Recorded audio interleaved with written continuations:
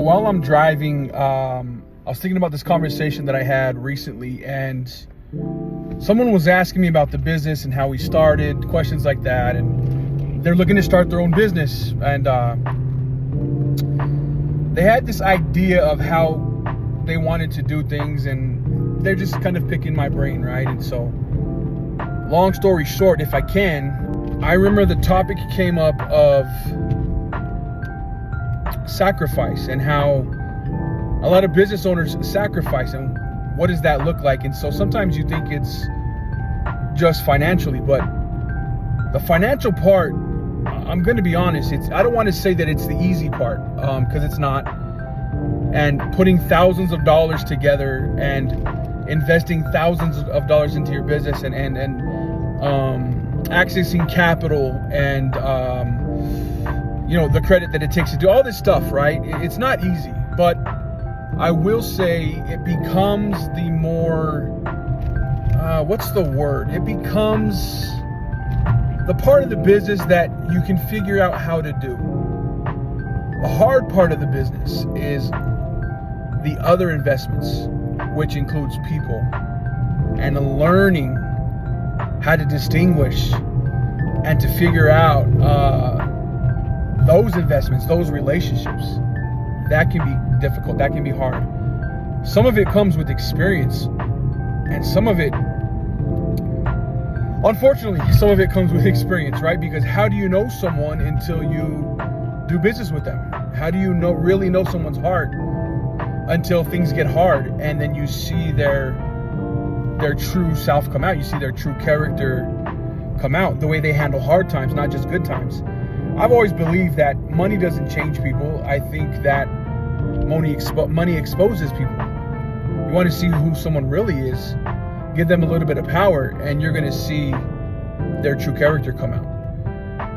And so I began to tell them some of my story, which I'll try to keep kind of short. But when I started, I was presented with an opportunity to be able to go to barber school. We had just moved back. We were living in California. We had just moved back, and we were taking care of my wife's grandmother, who at the time was sick. She's doing a lot better now. But, we grew up in the hood. And so we lived in one bedroom. There was like literally 12 people in this house with one bathroom. I'm not making any money. Barber school, going full time, was about 8 months long. And so I was trying to knock it out. And we had all three of my sons. We would literally roll out a foam mattress for my sons to sleep on, and then we'd roll it back up, and the room was like 10 feet by 10 feet. It was a small little bedroom. We pitched in on food, and we helped pay some bills from time to time when we could. I made some tips every now and then in barber school, right? And we just sacrificed that way. Once I graduated, I grinded. Once I graduated, I ended up working in the barbershop. They put me in a little early because I could cut hair already, and so, man, they were jacking me though. They were taking a 60-40 split, right? But they were giving me a 40% and keeping 60%. And my tips, they were taxing my tips like 20% because of the card fees and stuff like that, which to this day we still don't do. Our company doesn't do that. But anyway, I'm making these little tiny paychecks, and we're just knowing that we're going to be doing this. We're going to be opening a shop.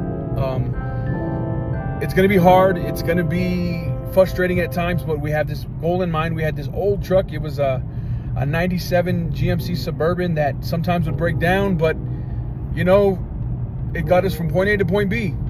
We just stayed patient and stayed working and stayed focused. Now, the crazy part is we were still happy.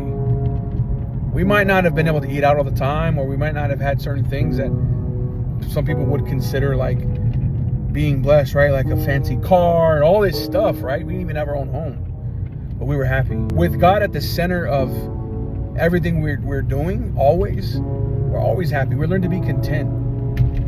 And so that played a major role. I eventually made my way to one of my first shops straight out of barber school. There was a guy there, and he was like, hey, I'm going to be opening my own. He heard me talking about wanting to open a shop. He was like, I'm opening my own shop. And he already had all the equipment. I said, all right, dope, man. Well, I'll tell you what, I'll help you. I'll give you a year, And after that year, I'm gonna go open up my own place. And so with him, I finally started making a little bit of money. And what I did is I took every tip that I got and I put it away. With my wife, just put it away, save it, because we knew we had a goal. Did that for a whole year. Had a little bit of income tax saved, you know, with the earned credit from our kids, and boom, we had about $8,000 saved. My brother Chris at the time was going into barber school, had some student loan stuff come through. He had some of his money put together, and we put it together and we opened up the first location. The hard part was literally having to drain our accounts, and just like, I remember that feeling of like, man, is someone gonna come? Are people gonna come get haircuts? It's not the greatest location. It's small. We squeezed 4 chairs in there, and just that feeling of like, is this gonna happen? And you know, we just kept the same principle, right? We kept grinding, kept sacrificing, we lived small. I still drove this old 97 Suburban for the last, I didn't have my car now, the car I have now, until 3 years ago. So for the first 3-4 years, I'm just driving this old truck. We're keeping our head down and saving and grinding. And long story short, if you guys don't know, we now have 2 locations, 7 days a week. We've been fortunate enough to open up multiple locations. We have 2 locations, 7 days a week. We had 3. COVID took our 3rd location out. We had to consolidate a little bit, but we're learning from that, right? So we plan on opening more. We're just being diligent, and we're making different investments, but barbershops are what we do, and so that's going to be something that we're always going to do. And again, long story short, when I look back, I thank God, because he gave me the discipline to not just sacrifice, right, but to stay disciplined and to stay diligent, and to just know that we had a goal in mind. And one of our prayers has always been, Father, bless the work of our hands and anyone they come in contact with. And we stay true to that. And then we found some people to surround ourselves with, right? Like, we got really good managers, and we got really good people in our corner now. And we've bumped our head along the way in that area too, because like I said earlier, you don't know the investments you're making sometimes, and you're gonna learn though. And so I would say now, it's kind of what the conversation I had with this gentleman, and I said, hey, cool that you have some finances together. It's cool that you have an idea of what you want to do, but give your plans to God and learn to pay attention and learn to invest into the right people. Don't collect red flags. Once they show you who they are, believe them. Learn to follow your heart, but take your brain with you, and stay disciplined, especially in the early years while you're building what it is that you want to build. Stay lean. Just because you're starting to make a little bit of money doesn't mean it's your money. It means it belongs right back to the business. So reinvest it back into the business, whatever's best for the business, and keep growing. Eventually, there'll be a place where, okay, I can get a little bit of this pie. I can take a little bit of this or whatever. But until then, you have to stay grinding, stay disciplined, and seek wisdom from someone who's in your field. And eventually, you're going to see it grow, and you're going to see it be what you've been praying that it would be. So to wrap this up, you're going to need to stay disciplined. You're going to need to have clear direction, how you want to grow. You're going to need to seek some wisdom in your field. Don't act like you can do everything on your own, because you can't.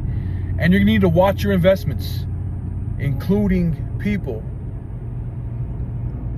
Not everybody is a good investment. Some are a long-term investment, some are a short-term investment, and some people aren't even an investment at all. Learn that early. Don't collect red flags. And lastly, give all your plans to God and watch them succeed.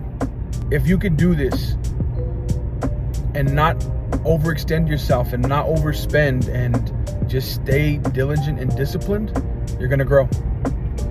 Keep reinvesting, you're going to grow. It's a little bit of my journey, our journey. By no means do we consider ourselves experts to know it all. It's just sharing with you guys and being a little transparent of what we did and how we did it. They would be like, oh, yo, the shops are so dope. And like, yeah, well, we never took a salary, we reinvested. We could have gotten certain things, and instead of doing that, we put an extra chair in a booth. We opened up a second location, stuff like that. And we're not done. Now, if $1 million, millions of dollars come, cool. But learning to appreciate and be grateful for where we are and what we have now, and thank God for it every day, I'm straight. Taking care of my family, I'm straight. So wherever you are on your journey, I hope you're doing well. If you have any questions, please comment below. Please message. Again, I don't want to say we know everything, but if I can help, I'd love to. But hope you guys got something out of this, and look forward to hearing from you. Thank you guys for taking the time. Really appreciate you. Make sure you like and subscribe. If you think anybody else might benefit from this video, please share it or tag them below. And look forward to connecting with you guys more here in the future on these type of topics. So you guys stay up, keep grinding. God bless.